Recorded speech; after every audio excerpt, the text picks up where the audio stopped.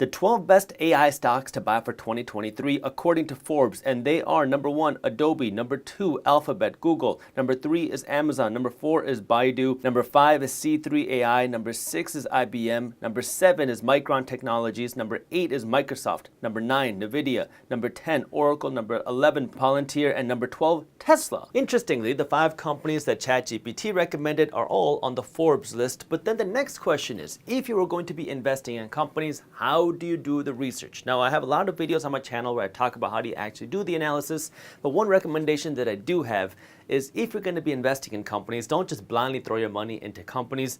Do the research. Don't just look at the product, that's one aspect of it. Also look at who's running the company and how innovative you believe the company is and what the moat of the company is and what the financials of the company looks like. And for a lot of people, I would say 90 to 95% of people, they probably shouldn't be investing in individual companies because they don't have the psychology and the financial education to be investing in individual companies. And so then you can also look at the next best thing, which could potentially be something like an ETF or an exchange traded fund, which is essentially a ticker symbol that you can invest in, which gives you exposure to a basket of stocks. And guess what? There are ETFs that give you exposure to AI companies. By the way, in case you wanted to read that Forbes article, I linked it for you down in the description, but there's a handful of different ETFs out there right now that will give you exposure to companies investing in AI or artificial intelligence, and the couple that I want to highlight are BOTZ and ROBO. Let me start by talking about BOTZ by showing you the BOTZ ETF website. According to their ETF summary, they seek to invest in companies that potentially stand to benefit from increased adoption and utilization of robotics and artificial intelligence. Then if you scroll down a little bit more, you'll see some of their top holdings, and kind of like what we talked about, number 1 at the time of recording is Nvidia, Kayans Corp, ABB, and a bunch of other companies. Now let's go to the Robo site. According to their summary, Robo invests in global companies that are driving transformative innovations in robotics, automation, and artificial intelligence. And then if you scroll down and see their holdings, you'll see all the different companies that they're investing in. Again, when you're investing in new technologies, you have to remember that there's going to be periods of booms and busts, and when you have all the media covering it, that can help create a boom, which can create overvaluations, which can also create busts. So just understand that when you're investing, you want to be a long-term investor. That way you can actually see the rewards of you investing in something that you believe in for the long term. Are you guaranteed to make money? Absolutely not. But understand the risks that are associated with investing, especially when you're investing in growth or new innovative technologies. Now, if you want to learn more about how to actually invest your money and start generating cash flow and start generating passive income, I have a free ebook that walks you through how to make your first investment and how to start generating cash flow from investments and how to make good long-term investments. If you want to read this ebook, it's completely free, and I'll put the link to how you can read this ebook down in the description below. I like what Chamath Palihapitiya said, because what he said is the person who made the refrigerator made some money.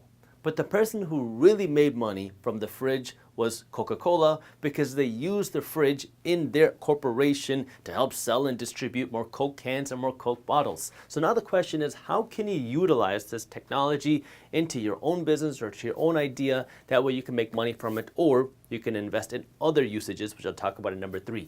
So we tried using artificial intelligence. I have a newsletter company called Briefs Media, and one of our newsletters is Market Briefs, which is a free newsletter for investors that keeps you up to date on what's happening in the financial markets. And what we tried doing with artificial intelligence was using AI to kind of tell some of our stories. Now, the first issue is that artificial intelligence doesn't have the most up-to-date information, so we're not able to use it to write news stories.